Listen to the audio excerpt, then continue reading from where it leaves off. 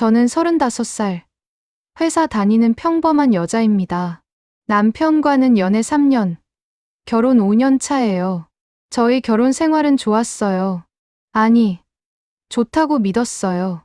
남편은 다정했고, 배려심도 많았고, 싸워도 먼저 화해하자고 손 내미는 사람이었죠. 주변 친구들도 부러워했어요. 남편 복 좋다고, 너네는 싸우지도 않는 것 같다고. 저도 그렇게 믿었어요. 우리는 문제없는 부부라고. 근데 어느 날 출장 가방 속 작은 상자 하나가 그 믿음을 산산조각 냈습니다. 이 이야기가 궁금하시다면 구독과 좋아요 부탁드립니다. 남편은 무역회사에 다녔어요. 한 달에 한두 번 정도 해외 출장을 가는 일이 많았죠. 보통은 일주일 이내로 다녀오고 돌아오면 저한테 작은 선물을 사다 주곤 했어요. 공항 면세점에서 산 향수라든지 초콜릿이라든지 큰 건 아니지만 그런 작은 배려가 쌓여서 저는 남편을 믿었던 것 같아요. 그날도 남편이 출장을 다녀왔어요. 싱가포르에 일주일 있다가 온 거였어요. 저녁 늦게 집에 도착했는데 평소보다 피곤해 보였어요. 힘들었어? 응, 좀. 비행기 연착돼서. 씻고 쉬어. 저녁 데워줄게. 고마워. 남편은 캐리어를 현관에 두고 씻으러 갔어요. 저는 부엌에서 남편 저녁을 데우고 있었고요. 그런데 문득 캐리어가 눈에 들어왔어요. 평소엔 남편이 캐리어를 바로 방으로 가져가서 짐을 풀었는데 그날은 현관에 그냥 둔 채로 씻으러 간 거예요. 피곤해서 그런가 보다. 별 생각 없이 그냥 넘어갔죠. 저녁을 먹으면서 남편이 출장 얘기를 했어요. 거래처 미팅이 어땠고, 싱가포르 날씨가 더웠고, 호텔 조식이 괜찮았다고. 평소처럼요. 저는 들으면서 고개를 끄덕였어요. 다음엔 나도 같이 가면 안 돼? 응. 갑자기? 싱가포르 한 번도 안 가봤잖아. 휴가 내서 같이 가면 좋을 것 같아서. 그래. 다음에 기회 되면 같이 가자. 남편은 웃으면서 대답했어요. 근데 그 웃음이 왠지 어색해 보였어요. 기분 탓이려니 했지만요. 다음 날 아침, 남편이 출근하고 저는 집에 혼자 남았어요. 그날 제가 휴가였거든요. 집안일 좀 하고, 밀린 드라마나 보려고 했죠. 청소기 돌리고, 빨래 돌리고, 거실 정리하다가 문득 현관 쪽 캐리어가 보였어요. 아직도 안 풀었네? 평소 같으면 남편이 짐을 바로 풀고 캐리어를 정리했을 텐데, 그날은 그냥 현관에 그대로 세워둔 채였어요. 저는 내가 대신 풀어줄까 싶어서 캐리어 쪽으로 갔어요. 지퍼를 열었어요. 옷가지들이 잔뜩 들어있었고, 세면도구 파우치도 보였고, 평소와 다를 게 없었죠. 저는 옷들을 꺼내서 빨래 바구니에 넣기 시작했어요. 근데 캐리어 안쪽 주머니에서 뭔가 만져졌어요. 작고 딱딱한 상자. 저는 그걸 꺼냈어요. 검은색 벨벳 상자였어요. 손바닥만 한 크기. 명품 로고가 박혀 있었죠. 뭐지? 심장이 두근거렸어요. 설렘 반, 불안 반. 저는 천천히 상자를 열었어요. 안에는 팔찌가 들어 있었어요. 가느다란 골드 체인에 작은 다이아몬드들이 박혀 있는 조명 아래에서 반짝반짝 빛나는 팔찌. 명품이었어요. 가격표는 없었지만 적어도 몇백만 원은 할 것 같았어요. 내 선물이겠지.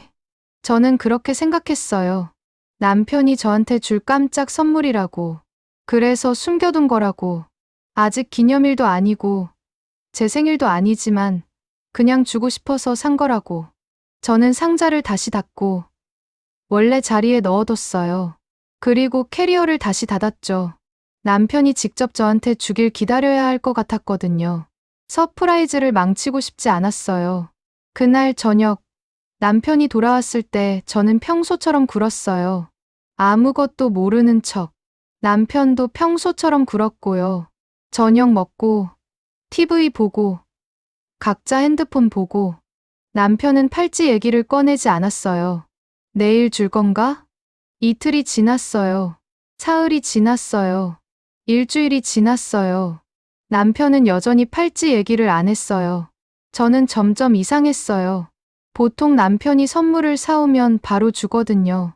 숨겨두거나 나중에 주는 스타일이 아니었어요. 근데 왜 이번엔 안 주는 거지? 혹시 기념일까지 기다리는 건가? 우리 결혼기념일은 2달 뒤였어요. 그때까지 기다리는 건가? 근데 그러기엔 너무 일찍 산 거 아닌가? 의심이 스멀스멀 올라왔어요. 근데 저는 그 의심을 밀어냈어요. 아니야. 내 남편이 설마. 그렇게 스스로를 안심시켰죠. 그러던 어느 날 친구한테 연락이 왔어요. 대학 동기인 수진이었어요. 수진이는 저랑 친했어요. 결혼도 비슷한 시기에 했고 가끔 부부 모임도 했었죠. 언니, 이번 주 토요일에 저녁 어때? 우리 남편이랑 언니 남편이랑 오래간만에 같이 밥 먹자고 하던데. 좋지. 어디서? 강남에 새로 생긴 이탈리안 레스토랑. 분위기 좋대. 그래. 그럼 토요일에 보자. 저는 남편한테 얘기했어요. 토요일에 수진이 부부 만나기로 했어. 응. 또? 왜? 싫어? 아니. 좋지. 수진이 남편이랑도 오래 못 봤으니까. 남편은 별로 내키지 않는 표정이었지만 거절하지는 않았어요. 토요일이 됐어요. 저는 옷을 골라 입고 화장을 했어요. 남편도 깔끔하게 차려입고 우리는 강남 쪽 레스토랑으로 갔죠. 수진이 부부가 먼저 와 있었어요. 수진이는 원피스를 입고 있었고 수진이 남편은 캐주얼한 셔츠 차림이었어요. 우리는 서로 인사하고 자리에 앉았죠. 오래간만이네. 그러게. 언니 요즘 어때? 응, 그냥 바쁘게 살지 뭐. 나도. 회사 일이 요즘 미쳤어. 우리는 이런저런 얘기를 나눴어요. 회사 얘기, 집안일 얘기, 최근에 본 드라마 얘기. 남편들도 옆에서 술 마시면서 얘기하고 음식이 나오고 우리는 먹기 시작했어요. 그런데 문득 수진이의 손목이 눈에 들어왔어요. 반짝이는 팔찌, 가느다란 골드 체인에 작은 다이아몬드들이 박혀 있는. 제가 남편 캐리어에서 봤던 바로 그 팔찌. 심장이 멈춘 것 같았어요. 설마. 저는 수진이 손목을 계속 쳐다봤어요. 수진이가 포크를 들 때, 와인잔을 들 때, 그 팔찌가 계속 반짝거렸어요. 수진아, 그 팔찌 어디서 샀어? 예쁘다. 제 목소리가 떨렸어요. 수진이는 손목을 보더니 웃었어요. 아, 이거? 선물 받았어. 누가? 비밀. 수진이는 장난스럽게 웃었어요. 근데 그 웃음이 어색했어요. 그리고 수진이가 슬쩍 제 남편 쪽을 쳐다봤어요. 아주 짧게. 1초도 안 되는 시간. 근데 저는 봤어요. 그리고 제 남편도 수진이를 쳐다봤어요. 역시 아주 짧게. 두 사람의 시선이 공중에서 스쳤어요. 저는 숨이 막혔어요. 설마 그런 거야? 저는 애써 태연한 척했어요. 음식을 먹고 와인을 마시고 웃으면서 대화를 나눴어요. 근데 머릿속은 온통 그 팔찌 생각뿐이었어요. 그리고 저는 또 봤어요.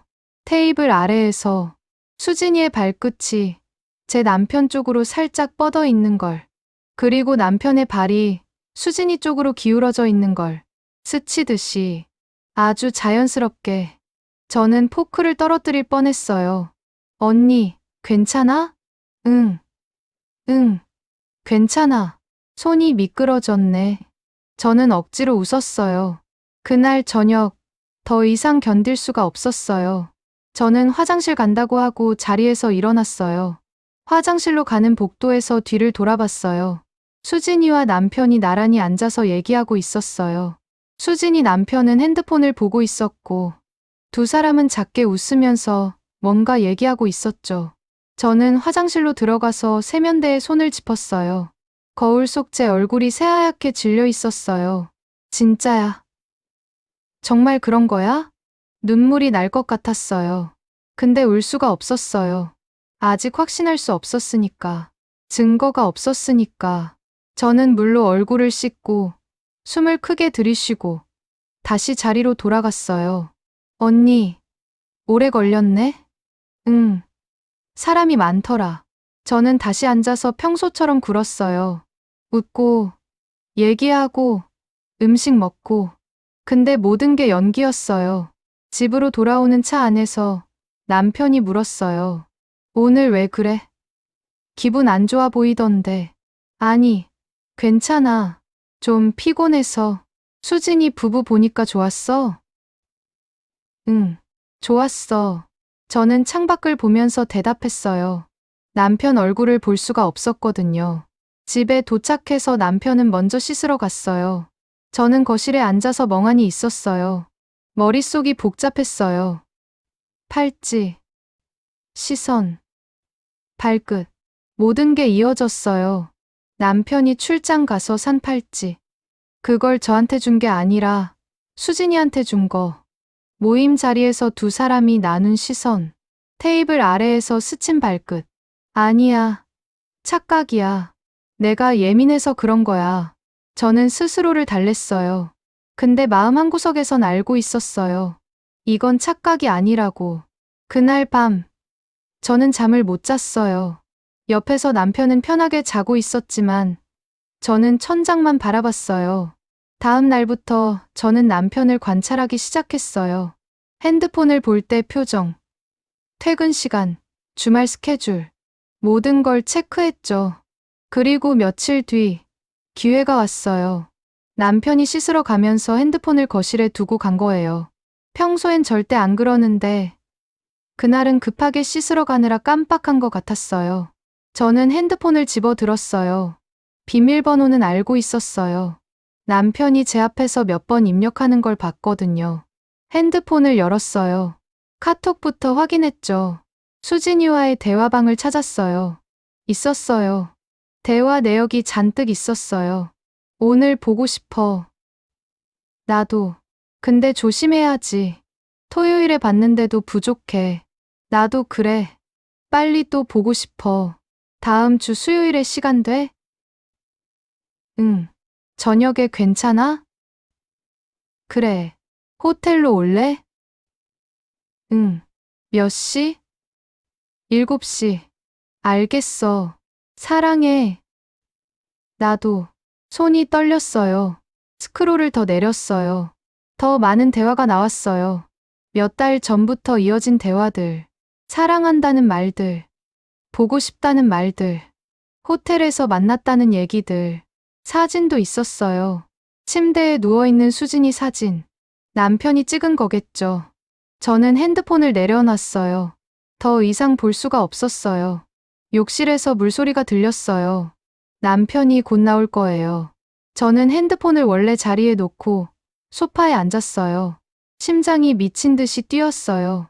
남편이 나왔어요. 내 핸드폰 여기 있었네.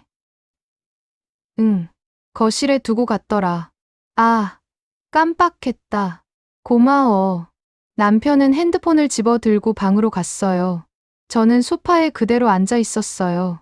움직일 수가 없었어요. 진짜였어. 진짜 바람 피우고 있었어. 그것도 제 친구랑. 눈물이 났어요. 소리 없이. 주르륵 흘러내렸어요. 배신감이 밀려왔어요. 남편한테도, 수진이한테도. 남편은 5년 동안 제 옆에 있었어요. 사랑한다고 했고, 평생 함께 하자고 했어요. 근데 그게 다 거짓이었던 거예요. 수진이는 제 친구였어요. 대학 때부터 알고 지낸 친구. 제 고민도 들어주고, 제가 힘들 때 위로해주던 친구. 근데 그 친구가 제 남편이랑 바람을 피우고 있었던 거예요. 저는 그날 밤 내내 울었어요. 이불 속에서 소리 안 나게. 다음 날 저는 결심했어요. 증거를 모아야겠다. 이혼할 거면 확실한 증거가 필요했어요. 위자료 받으려면, 법적으로 유리한 위치를 차지하려면. 저는 남편 핸드폰 내용을 사진으로 찍기 시작했어요. 남편이 씻을 때마다, 화장실 갈 때마다, 잠들었을 때마다, 기회가 될 때마다 핸드폰을 열어서 카톡 내용을 찍었죠. 차량 기록도 확인했어요. 남편 차에 블랙박스가 달려 있었거든요. 앱으로 확인할 수 있었어요. 남편이 어디로 가는지, 언제 가는지. 수요일 저녁마다 강남 쪽 특정 호텔로 가더라고요. 그리고 두세 시간 후에 나오고 증거는 차곡차곡 쌓였어요. 그리고 저는 수진이를 따로 만나기로 했어요. 수진아, 이번 주 금요일에 저녁 어때? 우리 둘이서만. 응. 갑자기? 응. 오래간만에 우리끼리 얘기 좀 하고 싶어서. 그래. 좋아. 어디서 볼까? 홍대 쪽 카페 어때? 조용한 데로. 알겠어. 금요일이 됐어요. 저는 홍대 쪽 한적한 카페로 갔어요. 수진이가 먼저 와 있었어요. 언니, 여기. 저는 수진이 맞은편에 앉았어요. 수진이는 웃고 있었지만 저는 웃을 수가 없었어요. 언니, 왜 그래? 표정이 안 좋은데? 수진아. 응? 너 남편이랑 얼마나 됐어? 수진이 얼굴이 굳었어요. 뭐, 내 남편이랑 바람 피우는 거. 얼마나 됐냐고. 언니, 무슨 소리야? 나, 거짓말하지 마. 나 다 알아. 저는 핸드폰을 꺼내서 사진들을 보여줬어요. 남편과 수진이의 카톡 내용, 호텔 가는 차량 기록, 침대 사진. 수진이 얼굴이 새하얘졌어요. 언니, 왜? 나는? 왜 그랬어? 내가 너한테 뭘 잘못했는데? 수진이는 고개를 숙였어요. 눈물이 뚝뚝 떨어졌어요. 미안해. 미안하다고. 그게 끝이야? 나도 어쩔 수 없었어. 우리 남편이랑 사이가 안 좋았고, 외로웠고, 그러다가 언니 남편이 다가와서. 그래서 내 남편이랑 잤어? 미안해. 정말 미안해. 수진이는 계속 울기만 했어요. 저는 녹음기를 꺼냈어요. 핸드폰 녹음 앱이었어요. 이미 녹음 중이었죠. 수진아, 다시 한 번만 말해줘. 내 남편이랑 바람 피운 거 맞지? 응. 언제부터? 반년 전부터. 어디서 만났어? 호텔에서. 몇 번? 10번 넘게? 그 팔찌도 우리 남편이 준 거지? 응. 충분했어요. 저는 녹음을 멈췄어요. 고마워. 솔직하게 말해줘서. 언니, 이제 그만 만나자. 다신 연락하지 마. 저는 자리에서 일어났어요. 수진이는 계속 울면서 저를 불렀지만 저는 뒤돌아보지 않았어요. 집으로 돌아왔어요. 남편은 아직 퇴근 전이었어요. 저는 거실 테이블에 증거들을 쭉 펼쳐놓았어요. 프린트한 카톡 내용들, 차량 기록, 호텔 영수증 사본, 그리고 수진이 고백 녹음 파일. 그리고 기다렸어요. 저녁 8시쯤 남편이 돌아왔어요. 다녀왔어. 응. 이리 와봐. 왜? 남편이 거실로 들어왔어요. 그리고 테이블 위 서류들을 봤어요. 얼굴이 새하얘졌어요. 이게 다 봤어. 카톡도, 호텔 기록도 수진이한테 직접 들었어. 잠깐. 이건 변명하지 마. 소용없어. 저는 이혼 서류를 꺼냈어요. 여기 사인해. 여보, 잠깐만. 얘기 좀 하자. 얘기할 거 없어. 사인만 해. 제발. 한 번만 용서해줘. 다신 안 그럴게. 용서. 반년 동안 내 친구랑 바람 피우면서 용서를 바래? 나도 힘들었어. 우리 사이가 예전 같지 않았잖아. 그래서 바람 피워도 된다고? 아니, 그게 아니라. 됐어. 더 이상 듣고 싶지 않아. 저는 이혼 서류를 남편 앞에 던졌어요. 사인 안 하면 법원 갈 거야. 증거 다 있으니까 너한테 불리할 거야. 위자료도 청구할 거고. 남편은 한참 동안 서류를 쳐다봤어요. 그리고 천천히 펜을 집어 들었어요. 사인하는 소리가 들렸어요. 끝이었어요. 남편은 그날 밤 짐을 싸서 나갔어요. 어디로 갔는지 몰라요. 수진이한테 갔는지, 다른 데 갔는지 신경 안 썼어요. 저는 혼자 남은 집에서 소파에 앉아서 멍하니 있었어요. 눈물도 안 났어요. 그냥 허무했어요. 5년 동안 믿었던 사람이, 5년 동안 함께했던 사람이 이렇게 쉽게 무너지다니. 제가 사랑했던 남편은 애초에 없었던 것 같았어요. 제가 본 건 겉모습뿐이었고, 진짜 남편은 제가 모르는 사람이었던 거죠. 수진이는 며칠 뒤 저한테 장문의 사과 문자를 보냈어요. 용서해달라고, 정말 미안하다고, 자기도 잘못 생각했다고. 저는 읽고 삭제했어요. 답장 안 했어요. 수진이 남편한테는 제가 직접 연락했어요. 진실을 알려줬죠. 수진이가 제 남편이랑 바람 피웠다고. 증거도 다 보내드렸어요. 수진이 남편은 충격받았겠죠. 근데 그건 제 문제가 아니었어요. 이혼은 빠르게 진행됐어요. 남편 쪽에서 더 이상 버티지 않았거든요. 증거가 명확하니까, 법적으로 불리한 게 뻔했으니까. 위자료도 받았어요. 많지는 않았지만, 그래도 받긴 받았어요. 그렇게 5년 결혼 생활이 끝났어요. 이제 혼자예요. 가끔 생각해요. 제가 그냥 모른 척 했으면 어땠을까? 팔찌 보고도, 시선 교환 보고도, 그냥 넘어갔으면? 어쩌면 남편은 수진이랑 헤어지고, 다시 저한테 돌아왔을지도 몰라요. 그리고 우리는 계속 평범하게 살았을지도 몰라요. 근데 그게 의미 있을까요? 거짓 위에 세워진 관계가, 배신을 묵인한 결혼이, 과연 행복할 수 있을까요? 저는 아니라고 생각해요. 차라리 아프더라도 진실을 아는 게 낫다고 생각해요. 남편은 어떻게 됐냐고요? 모르겠어요. 연락 안 해요. SNS도 차단했어요. 수진이도 마찬가지예요. 어떻게 사는지, 남편이랑 이혼했는지 궁금하지도 않아요. 제 인생에서 두 사람 다 지워버렸어요. 이제 저는 다시 시작해야 해요. 혼자서. 외롭냐고요? 외롭죠. 밤마다 혼자 자는 게, 집에 혼자 있는 게 익숙하지 않아요. 근데 배신당하면서 사는 것보다는 나아요. 재혼 생각 있냐고요? 아직은 모르겠어요. 한번 크게 다쳤으니까 다시 누군가를 믿는 게 쉽지 않아요. 근데 언젠가는 시간이 지나면 다시 사랑할 수 있을지도 몰라요. 지금은 일단 저 자신을 돌보는 게 먼저예요.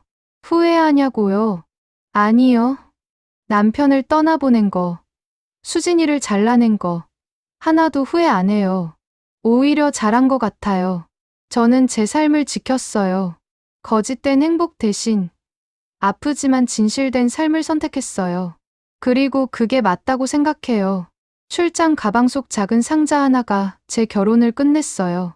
근데 돌이켜보면 그 상자가 끝낸 게 아니에요. 이미 끝나 있었던 거예요. 저만 모르고 있었던 거죠. 그 상자는 단지 진실을 보여준 것뿐이에요. 그리고 저는 그 진실을 마주할 용기를 가졌어요. 이 사연을 들어주셔서 감사합니다. 구독과 좋아요 부탁드리고 다음 사연에서 또 뵙겠습니다.